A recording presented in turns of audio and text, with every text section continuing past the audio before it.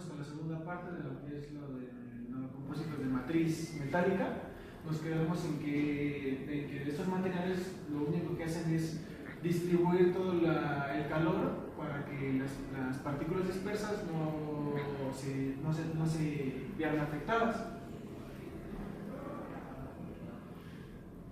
Bueno, ¿cuáles son las aleaciones más comunes para las matrices? En este caso, como les había mencionado, nos vamos a centrar más en matrices de metales ligeros. Por ejemplo, tenemos aluminios, principalmente la serie 2000, 6000, 7000 y 8000. En el caso del aluminio, pues es uno de los materiales más ligeros y resistentes a la corrosión. Tenemos en la parte otro material que es el titanio, y por supuesto también algunas de sus aleaciones. Algunas de las problemáticas que tiene este material como el titanio es que se presta mucho a tener reacciones secundarias o reacciones químicas con los compuestos dispersos, ya que para que se haga este tipo de compuestos con titanio se hacen a base de tratamientos térmicos, en donde el tratamiento térmico muchas veces puede recristalizar toda la estructura, incluyendo el titanio con su fase dispersa, y ocasionamos nosotros producto que es el que no deseamos. Hay que tener mucho cuidado con el titanio. Muchas veces se utilizan para el titanio fases dispersas como cerámicas, que son resistentes a la corrosión y a la oxidación, puesto que las cerámicas ya son óxidos. Y por última parte tenemos el magnesio y también sus aleaciones. Una problemática grave que presenta el magnesio es de que no es resistente a la corrosión. Y pues muchos dirán, ¿por qué se utiliza el magnesio si se prefiere utilizar materiales que son resistentes a la corrosión? Pues el magnesio tiene una propiedad principal de que es más ligero aún que el aluminio, pero el aluminio es resistente a la corrosión. Entonces aquí hay una serie de problemáticas de cuál me conviene más, pues dependiendo de la industria o el área donde se va a aplicar esos tipos de materiales.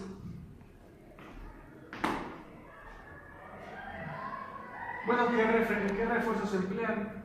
Como refuerzos pues tenemos nanoalambres, nanopartículas, nanotubos, algunos llaman nanorodillos, barbas.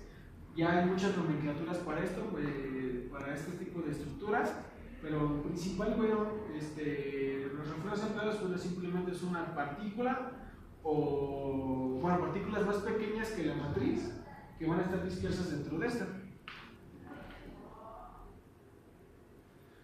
¿Cuáles son las principales funciones de un refuerzo? Bueno, la principal función es soportar tensiones que se ejercen sobre el compuesto. Lo que va a hacer la matriz, lo que va a hacer el refuerzo solamente es soportar algunas tensiones que la matriz no va por sí sola no puede soportar. Lo que hace es este refuerzo solamente es como una red, la cual va a recibir mayor parte del impacto o mayor parte del esfuerzo, repartirlo entre todo el material compuesto para que no ceda. Esa es una de las principales funciones de un refuerzo o una fase dispersa. En el caso de las nanopartículas, de las partículas como fase dispersa es aumentar las características mecánicas o las propiedades mecánicas, como es la dureza, la resistencia al desgaste. También podemos tener de algunas maneras mejorar las propiedades elásticas del material, pero en propiedades elásticas son más utilizadas lo que son las nanofibras. Los compuestos, las fases, las nanopartículas son más utilizadas para hacer que el material sea más duro, ya que al momento de adicionar una impureza o una partícula que no es naturalmente de este material, es más grande, hace que la estructura como que se ensanche, y eso va a hacer que la matriz se haga más dura y más resistente a rayarse. Pero a veces tenemos que tener mucho cuidado con las concentraciones que utilizamos, ya que si creemos que entre más partículas utilicemos en el material, más duro se va a hacer. Bueno, sí se puede hacer más duro, pero entre más duro lo hagamos, recordemos que se puede hacer más quebradizo.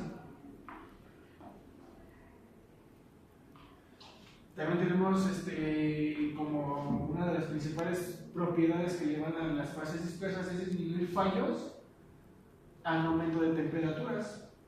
También tenemos que las nanopartículas o los nanoalambres como fase dispersa también van a frenar o detener una propagación de grietas a través de un compuesto o detener el desarrollo de las fisuras.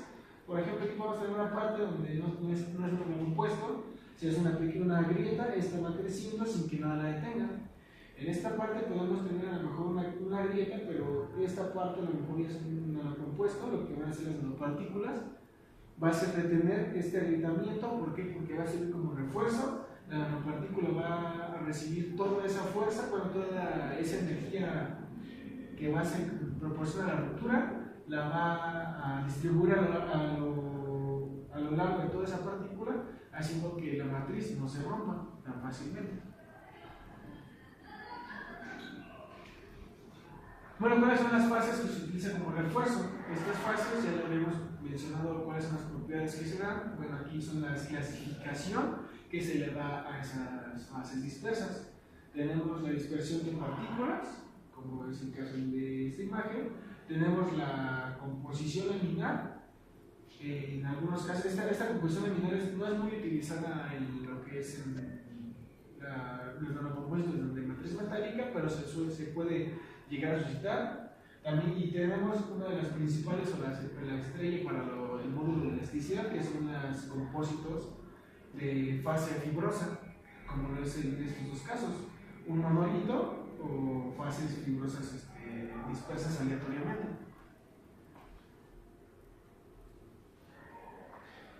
Bueno, tenemos lo que es la parte de fibras continuas dispersas en una matriz metálica.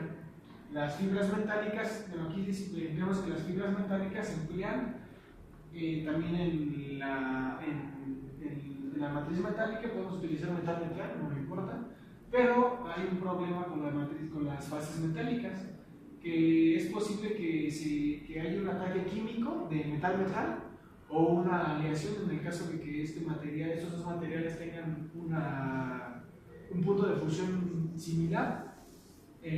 Por eso es que hay muchos problemas cuando se hace una difusión metal-metal, porque podemos obtener materiales que no queremos, o una recristalización de las partículas dentro del material, como es el caso del titanio, y tener fases secundarias o una fase que no queremos o una reacción química que no indeseamos.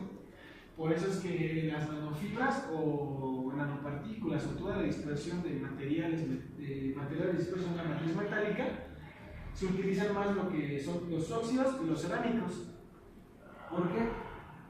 Bueno, los cerámicos tienen varias ventajas contra las fases dispersas metálicas, ya que no se disuelve en la matriz, ya que los óxidos o los cerámicos tienen puntos de fusión más bajos, además de que tiene una densidad más baja, haciendo de que, aunque este material se le añadan diferentes partículas, va a seguir siendo más liviano que a comparación de que metiéramos metales dentro de una matriz metálica. También, por ejemplo, para las fibras, uno de los refuerzos más utilizados son óxidos de boro, alúmina o carburos de silicio. En el caso de las partículas, las partículas van a permitir también tener una isotropía en todo el material, una mayor isotropía.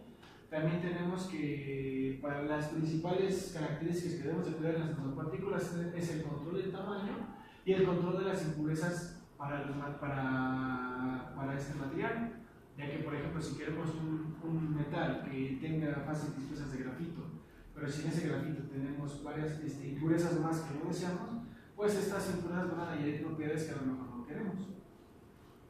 Los refuerzos más utilizados como nanopartículas, bueno, pues son algunas, es la mica, tenemos algunos óxidos como el óxido de titanio, el óxido de circonio, óxido de magnesio, bueno, el dióxido de circonio, el óxido de magnesio.